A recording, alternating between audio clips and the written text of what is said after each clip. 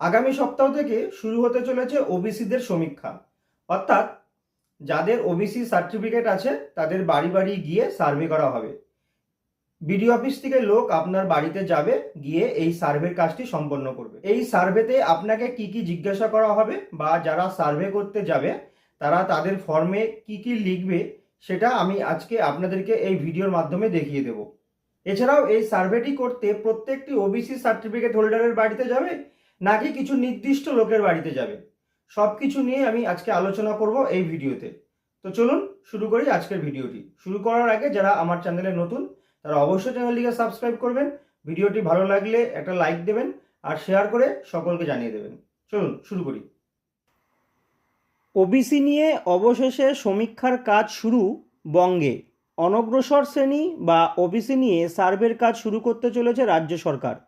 সব কিছু ঠিকঠাক থাকলে কাল অর্থাৎ 8ই মার্চ থেকেই এই কাজ শুরু হতে চলেছে। ইতিমধ্যে এ বিষয়ে জেলার আধিকারিকদের সঙ্গে ভিডিও কনফারেন্স করেছে রাজ্য। এরপরে চলতি সপ্তাহেই নবান্ন থেকে নির্দেশিকা জারি করে সার্ভের জন্য টিম তৈরি করতে বলা হয়েছে। ব্লক মহকুমা ধরে কোন কোন অফিসার বা কর্মীকে এই কাজে যুক্ত করা হবে তার তালিকা তৈরি করতে নির্দেশ দেওয়া হয়েছে। প্রশাসনিক মহলে ফিসফাস ওবিসি নিয়ে হাইকোর্টের রায় সুপ্রিম কোর্টে বিচারাধীন হলেও সুষ্ঠু সমাধানের পথ খুঁজতেই এই উদ্যোগ। মূলত ওবিসি হিসাবে চিহ্নিত সাব ক্যাটাগরি আদৌ যোগ্য কিনা তা চূড়ান্ত করতেই এই সার্ভে। দেখুন, এটা হচ্ছে সেই সার্ভে ফর্ম। প্রথমেই বলেছে পরিবারের প্রধানের নাম বা পরিবারের প্রধান সিদ্ধান্ত গ্রহণকারীর নাম বা পরিবারের কর্তার নাম। তারপরে আছে সম্প্রদায়ের নাম, আপনার জাতি বা শ্রেণী। তারপরে আপনার জেলার নাম, সমষ্টি উন্নয়ন আধিকারিকের অফিসের নাম, পৌরসভার নাম। এরপরে মৌজা, আপনার যে মৌজা, তারপরে আপনার জেল নাম্বার। তারপরে আছে রুরাল বা আরবান। তো এরপরে পুরুষ না মহিলা সেটা দিতে হবে। এরপর বৈবাহিক স্থান, বিবাহিত না অবিবাহিত এটা দেবে। যদি আপনি ডিভোর্সি হন তাহলে সেটা লিখবে। এরপর বিবাহের ধরন,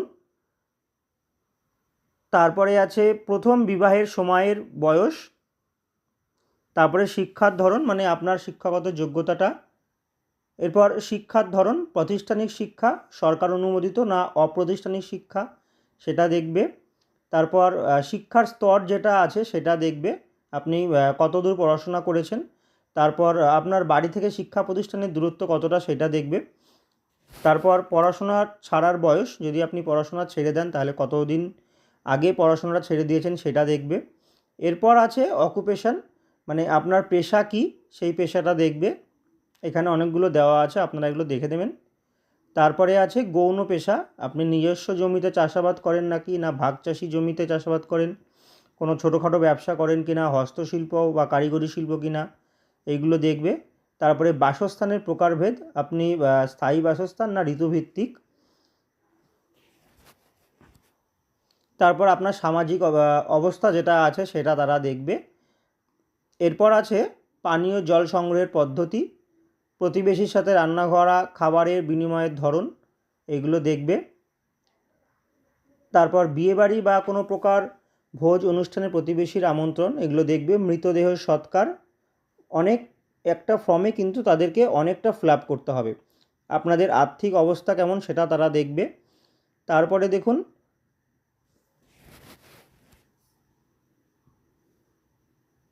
আপনার বাড়ির ধরনটা দেখবে, সেটা মাটির দেওয়াল না ইটের দেওয়াল, ছাদ আছে কি না এইসব দেখবে। এরপর ড্রিঙ্কিং ওয়াটার ফেসিলিটি আছে কি না। যাই হোক, এই পুরো ফর্মটি তারা ফিল আপ করবে আপনাদের বাড়িতে গিয়ে। তো আমি সেটা আপনাদেরকে দেখিয়ে দিলাম। এখানে আর একটা জিনিস আছে, আপনার পরিবারের মোট মাসিক খরচের পরিমাণ কি সেটা তারা দেবে। তো এইভাবে তারা এই ফর্মটি আপনাদের বাড়িতে গিয়ে ফিল আপ করবে সার্ভের সময়। এরপর আপনাদের প্রশ্ন হচ্ছে এই সার্ভেটা কি প্রত্যেকটা ওবিসি সার্টিফিকেট হোল্ডারের বাড়িতে হবে? না, এই সার্ভেটা কিন্তু সমস্ত সার্টিফিকেট হোল্ডারের বাড়িতে হবে না। এই সার্ভেটা তাদের বাড়িতেই হবে যাদের সাবকাস্ট আপনারা আমার স্ক্রিনে দেখতে পাচ্ছেন। এই সাবকাস্টের সার্টিফিকেট যাদের কাছে আছে তাদের বাড়িতেই কিন্তু সার্ভেটা হবে। তাহলে পরে আপনারা বুঝে গেলেন যে সার্ভেটা ওবিসি সার্টিফিকেট থাকলেই কিন্তু সবার বাড়িতে হবে না।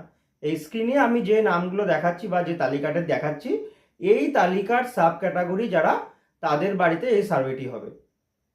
অতএব কোনো দুশ্চিন্তার কারণে সবার বাড়িতে সার্ভে হচ্ছে না। তো ভিডিওটি ভালো লাগলে অবশ্যই লাইক, কমেন্ট, শেয়ার করবেন। আজকের মতো ভিডিওটি আমরা এখানেই শেষ করছি।